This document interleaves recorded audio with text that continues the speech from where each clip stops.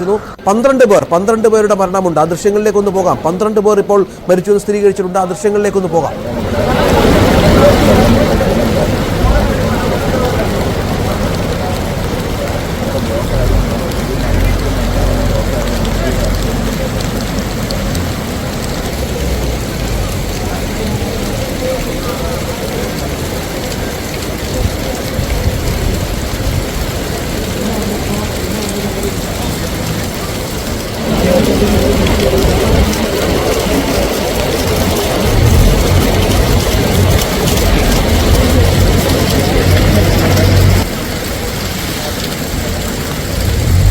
GVHS സ്കൂളാണ് കാണുന്നത്. Wayanad GVHS സ്കൂളാണ് ഇത്.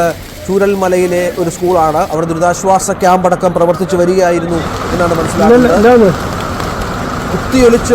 കുത്തിയൊലിച്ചൊഴുകുന്ന പുഴ, മണ്ണും ചെളിയും മരക്കഷ്ണങ്ങളും ഒക്കെയായി നോക്കുക. ഒരു പ്രദേശം മുഴുവൻ ഇല്ലാതായിരിക്കുകയാണ്. രക്ഷാപ്രവർത്തനങ്ങൾ ഉൾപ്പെടെയുള്ളവർ അവിടെ ഉണ്ടെങ്കിൽ പോലും പലർക്കും ഒറ്റപ്പെട്ട പല കുടുംബങ്ങളിലേക്കും എത്തിച്ചേരാൻ പറ്റാത്ത വിധം അതീവ ഗൗരവതരമായ അപകടമാണ്. വൻ ദുരന്തത്തിലൂടെയാണ് വയനാട് കടന്നു പോകുന്നത്. അതീവ ദുഃഖകരമായ കാഴ്ചയാണ് കേരളം കാണുന്നത്. ഒരുപക്ഷെ കേരളം കണ്ട ഏറ്റവും വലിയ ഒരു ദുരന്തമായി ഈ വയനാട്ടിലെ ഈ സംഭവം മാറുകയാണ് എന്നുള്ളതാണ്. ഉരുൾപൊട്ടൽ തുടർച്ചയായി ഇപ്പോഴും ഉണ്ടാകുന്നു.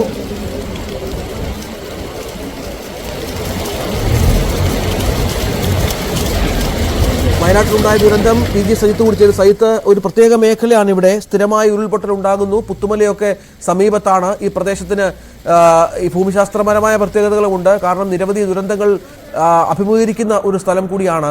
ഇപ്പോൾ നമുക്ക് ദൃശ്യങ്ങൾ കാണുന്നതനുസരിച്ച് വലിയ കുത്തൊഴുക്കുള്ള പുഴകളടക്കം അവിടെ ഉണ്ടാകുന്നു എന്നുള്ളതാണ്. ഒരുപാട് വീടുകൾ തകർന്നിരിക്കുന്നു. എന്താണ് ഈ പ്രദേശത്തിനെ കുറിച്ച് നമുക്ക് ലഭ്യമാകുന്ന വിവരങ്ങൾ, സജിത്ത്?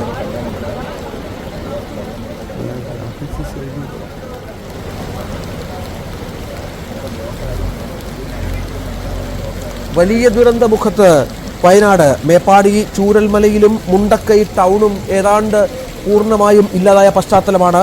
കനത്ത മഴയ്ക്കിടെ ആദ്യം ഉരുൾപൊട്ടലുണ്ടാകുന്നത് ഈ ചൂരൽമല ഈ കാണുന്ന സ്കൂളിൻ്റെ സമീപത്താണ്. അവിടെ രക്ഷാപ്രവർത്തനം നടക്കുന്നതിനിടെ 4 മണിയോടെ മുണ്ടക്കൈ ടൗണിൽ രണ്ടാമത്തെ ഉരുൾപൊട്ടലുണ്ടാകുന്നു.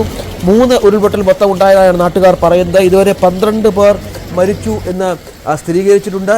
ചാലിയാറിലൂടെ നിരവധി മൃതദേഹങ്ങൾ ഒലിച്ചു പോകുന്നു എന്നുള്ളതാണ് നമുക്ക് ലഭിക്കുന്ന വിവരം. മേപ്പാടിയിലെ ആശുപത്രിയിൽ 33 പേരുണ്ട്. വിവിധ ആശുപത്രികളിലായി 70ഓളം പേർ ഇപ്പോൾ ചികിത്സയിൽ കഴിയുന്നു എന്നുള്ള വിവരവും പുറത്തു വരുന്നുണ്ട്.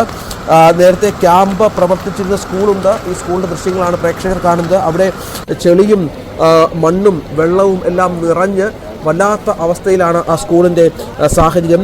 മുണ്ടക്കൈ അട്ടമല പ്രദേശത്തുള്ള ഏക പാലം ചൂരൽമല ടൗണിലെ പാലമാണ്. അത് പൂർണ്ണമായും തകർന്നു.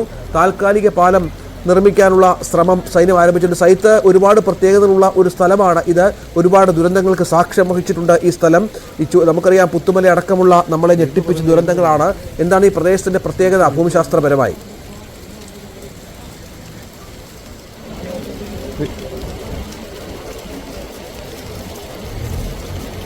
നമുക്ക് ഇതാണ് ഈ ഭൂമിശാസ്ത്രപരമായി എങ്ങനെയാണ് ഈ സ്ഥലത്തിൻ്റെ പ്രത്യേകത എന്ന് പറയാവുന്നത്. അതായത് ഇതാണ് ഈ അപകടമുണ്ടായ പ്രദേശം. ഇതിൽ ഏറ്റവും നമുക്ക് ശ്രദ്ധിക്കാവുന്ന ഒരിടം ഈ വെള്ളാർമല GVHS സ്കൂളാണ്. അതായത് ഏറ്റവും അധികം ഈ ദുരന്തത്തിൽ തകർന്നുപോയി എന്ന് നമുക്കിപ്പോൾ തന്നെ ദൃശ്യങ്ങൾ വ്യക്തമായ GVHS വെള്ളാർമല സ്കൂളാണ് ഇതായി കാണുന്നത്. ഇതിൻ്റെ ചുറ്റിനും പൂർണ്ണമായും പ്ലാന്റേഷൻ മേഖലയാണ്.